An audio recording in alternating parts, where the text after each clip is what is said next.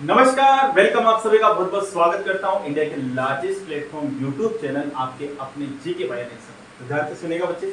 आ जाएंगे सभी लोग। बात करते हैं बनास नदी की। बहुत इंपॉर्टेंट नदी है, ये आपने पढ़ी होगी कहीं पर, लेकिन आज एक बार वो पढ़ लेते हैं। ठीक है, नहीं भी पढ़ी तो ये मान लो कि आज अंतिम बार पढ़ रहे हो। ठीक है, तो बहुत अच्छे से पढ़ाऊंगा इसको। बनास नदी जो है वो राजस्थान की पूर्ण प्रवाह की दृष्टि से सबसे बड़ी नदी, बहुत इंपॉर्टेंट नदी है। इस नदी की बात करें तो इस नदी की कुल लंबाई जो है वो आपको 480 मानना है। देखो गूगल बाबा इसको 512 बोलता है, आपको 480 मानना है।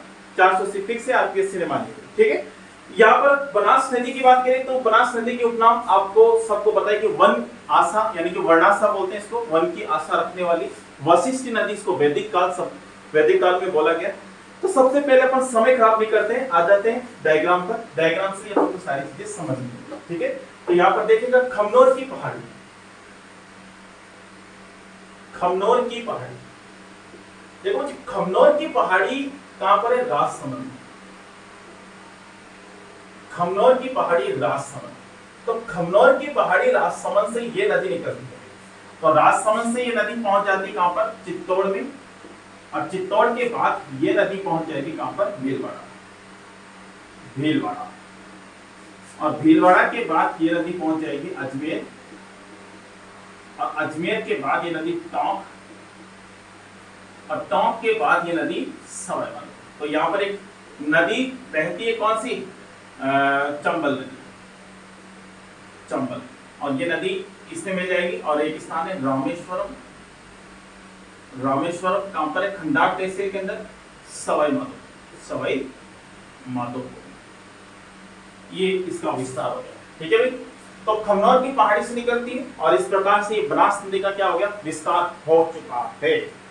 ठीक है भाई, इसके ऊपर एक बांध बना हुआ है यहाँ पर सवाई माधोपुर में। तो एक इसरदा बांध, इसरदा बांध जो भी निर्माणाधीन है। जबकि टोंक के अंदर बिसुलपुर बांध बहुत इंपॉर्टेंट है, अजमेर है ना, अजमेर। एक बिसुलपुर बांध, बिसुलपुर बांध। और बिसुलपुर बांध राजस्थान की सबसे बड़ी पेयजल परियोजना है। कौन सी भाई? सबसे बड़ी पेयजल परियोजना इसको अपन बोलते हैं। ठीक है, इसके बाद अगर इसकी सहायक नदियों की बात करते हैं तो सबसे पहले दक्षिण वाली पढ़ लेते हैं, यानी कि इसके दाएं भाग की सहायक नदियां पढ़ लेते हैं, जो गोगुंदा की पहाड़ी से निकलती है। गोगुंदा की पहाड़ी, गोगुंदा की पहाड़ी पूछे तो कहां पर है? उदयपुर में, उदयपुर। ठीक है, यहां से नदी निकलेगी बच्चे, और ये नदी आयड़ नदी। इसमें आहट सभ्यता इसके किनारे विकसित हुई। ठीक है, ये ताम्र युगीन सभ्यता थी। तो आहट सभ्यता, और यहाँ पर एक झील में जाकर ये आयड़ नदी मिलती है, जिसका नाम है उदय सागर झील। उदय सागर झील। और उदय सागर झील जो है इस प्रकार से बाहर निकलती है, तो इसको बेड़च कहते हैं। क्या कहेंगे इसको? बेड़च। और इस नदी के किनारे यहाँ पर गोसुंडी बांध बना है। गोसुंडी बांध, गोसुंडी बांध चित्तौड़गढ़ में, चित्तौड़। और इस प्रकार से नदी बहती बहती भीलवाड़ा के अंदर जाकर बनास नदी में गिर जाएगी। और जहां गिरेगी वहां पर एक स्थान है बिगोल, बिगोल। और एक स्थान है मांडलगढ़, मांडलगढ़ तहसील और भीलवाड़ा, इस जगह पर जाकर मिल जाए। ठीक है, अब देखो नीचे से अगर अपन बात करें तो ये नीचे एमपी, और एमपी से एक नदी निकल कर आएगी। एमपी से एक नदी निकल कर आएगी जिसको अपन गंभीर नदी बोलेंगे। ये कौन सी नदी है? गंभीर। ये गंभीर जो नदी है, ये एक स्थान है निम्बाहेड़ा,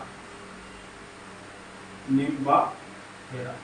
निम्बाहेड़ा चित्तौड़ से राजस्थान में प्रवेश करती है गंभीर नदी, और सीधी सीधी चित्तौड़गढ़ के अंदर, चित्तौड़गढ़ के अंदर यहाँ पर ये बेड़च नदी मिल जाती है। और जहां मिलती है वहां पर एक पठार है, मेसा का पठार, मेसा का पठार। और मेसा का पठार, ये मान लो कि मेसा का पठार है, तो इसके ऊपर एक किला बना हुआ है। और इस किला कौन है? चित्तौड़गढ़ का किला, चित्तौड़गढ़, चित्तौड़गढ़ का किला है। ठीक है भाई, ये आपको ध्यान रखना है। फिर इसी के बाद अगर अपन बात करें तो एक नदी और बहती है यहाँ पर, थोड़ा सा इसको मिटा देता हूँ ताकि मुझे यहाँ पर कुछ लिखना है।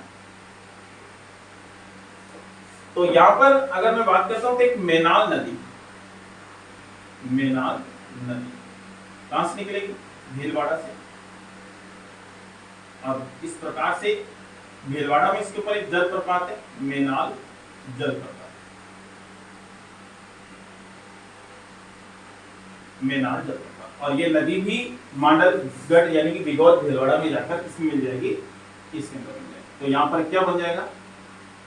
त्रिवेणी संगम। बनास नदी सब सर्वाधिक त्रिवेणी संगम बनाने वाली नदी मानी जाती है इसको, ठीक है।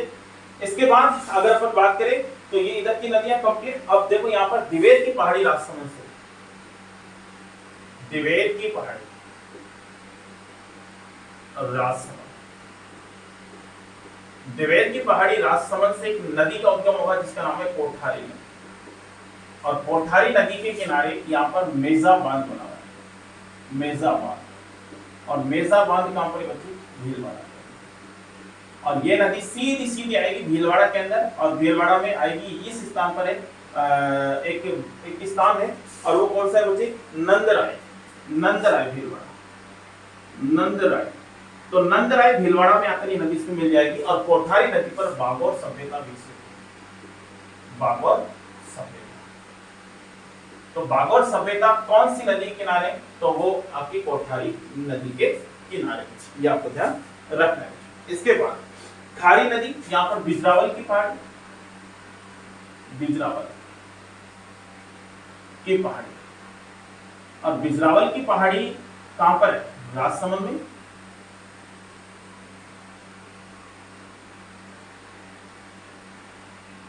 और यहां से एक नदी निकलती है बच्चे, और ये नदी कौन सी होगी? खारी नदी। और ये नदी सीधी सीधी इस जगह पर आती है, देवड़ी एक स्थान है, देवड़ी टोंक के अंदर। और इस नदी जो खारी नदी है वो देवली टोंक के अंदर बनास नदी में मिल जाती है। और इस पर नारायण सागर परियोजना अजमेर में चलेगी। यहाँ पर एक परियोजना है नारायण सागर परियोजना, और ये कहां पर है? अजमेर,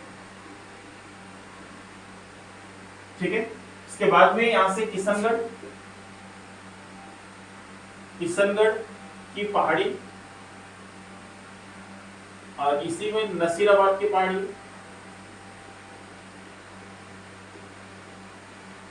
और नसीराबाद और किशनगढ़ की पहाड़ी के बीच से एक नदी निकलेगी, कौन सी?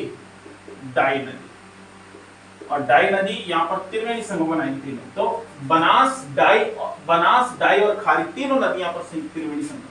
तो त्रिवेणी संगम, तो दो त्रिवेणी संगम, और एक यहाँ पर बनेगा रामेश्वर धाम में, सवाई माधोपुर में त्रिवेणी संगम, जो चंबल, बनास और सेई नदी का बनेगा। इस तरीके से यहाँ पर इस तरीके से ये पूरी नदी का डायग्राम है, और आप इसी नदी के डायग्राम को इस तरीके से आप बना लीजिएगा। तो ये आपको ध्यान रखना है, ठीक है। तो इसका उद्गम, समापन, डैम, जलप्रपात, ये सारी चीजें आपको ध्यान रखनी। तब तक के लिए अपन नेक्स्ट क्लास में मिलेंगे, और आप एक बार इसका स्क्रीनशॉट ले लीजिएगा, फिर अपन आगे बढ़ेंगे, ठीक है। तो नेक्स्ट क्लास में मिलते हैं, तब तक के लिए धन्यवाद। जय हिंद, जय Bharat, bye bye, see you, Tata.